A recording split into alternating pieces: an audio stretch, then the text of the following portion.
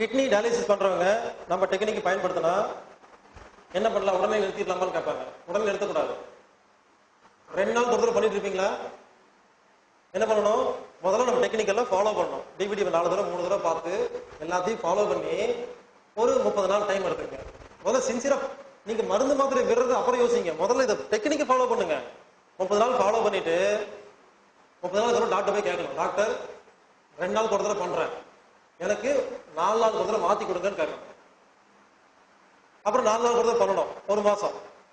அப்புறம் ஒரு 6 நாள், இப்படி கொஞ்சம் கொஞ்சமா அதிகம் பண்ணி ஒரு 6 மாசத்துக்கு அப்புறம் மொத்தமா நிறுத்திட்டீங்க, ஒன்னும் ஆகாது.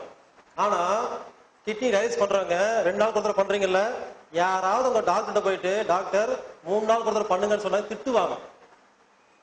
என்ன தெரியுமா திட்டுவாங்க? ஏங்க ஏற்கனவே 2 நாளுக்கு ஒரு தடவை வருவீங்கன்னு சொல்லி நாங்க அப்பாயின்மெண்ட் போட்டு வச்சிருக்கிறோம், திடீர்னு 3 நாள் சொன்னீங்கன்னா அந்த இடத்துல யார் உட்கார வைக்கிறது?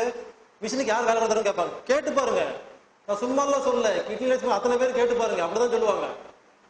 அப்போ மிஷினுக்காக நாமளா, நமக்காக மிஷினா? யாராவது பர்மிஷன் வாங்கி பாருங்களேன். 2 நாள் ஒருத்தர் பண்ற, நீங்க 3 நாள் ஒருத்தர் கேட்டு பாருங்களேன், தருவாங்களா? கெஞ்சணும். எனக்கு தெரிஞ்சு எத்தனையோ பேஷண்ட் திட்டு வாங்கிட்டு வந்திருக்கிறாங்க. உங்க நோய் குணப்படுத்தினா டாக்டர் சந்தோஷம் வரணுமா வேண்டாமா? எப்படியாவது கெஞ்சி கூத்தாடி பர்மிஷன் வாங்கி தள்ளி போடுங்க. 6 மாசத்துக்கு அப்புறம் நிறுத்துங்க, ஒன்னும் ஆகாது. கிட்னி டயாலிசிஸ் பண்றவங்களுக்கு டயட் சொல்லியிருப்பாங்க. எந்த பழமும் சாப்பிடக்கூடாது, கொய்யாப்பழம் மட்டும் தான் சாப்பிடணுமாங்க. கேட்டு பாருங்க. கொய்யாப்பழம் சாப்பிட்டா கிட்னி ஃபெயிலியர் ஆகும். அது மட்டும் தான் சாப்பிடக்கூடாது, மற்ற எல்லாத்தையும் சாப்பிட்டுக்கலாம். கொய்யாப்பழம் மாதுளம்பழம் மட்டும் சாப்பிடக்கூடாது. ஏன் தெரியுங்களா? கொய்யாப்பழத்தை கொடுங்க, நானும் நீங்களும் சாப்பிடுவோம். நான் வாயில போட்டு சாப்பிட்டேன்னா நீங்க சாப்பிடுவீங்க, சத்தமே வராது. நான் வாயில போட்டு சாப்பிட்டேன்னா கடக்க முட்டை கடா முட்டா கடா சத்தம் வரும். ஏன் தெரியுங்களா? கொய்யாப்பழம் இருக்கிற எல்லா கொட்டையும் நான் கூழ் மாதிரி ஆக்குற வரைக்கும் வாயில உள்ள முழுங்க மாட்டேன். எனக்கு யாருக்கா கொடுத்து சாப்பிட்டு சொல்லுங்க, பக்கத்துல மைக் வச்சு பாருங்க, சத்தமே வராது, ஒண்ணுமே இருக்காது. அப்ப என்ன அர்த்தம்?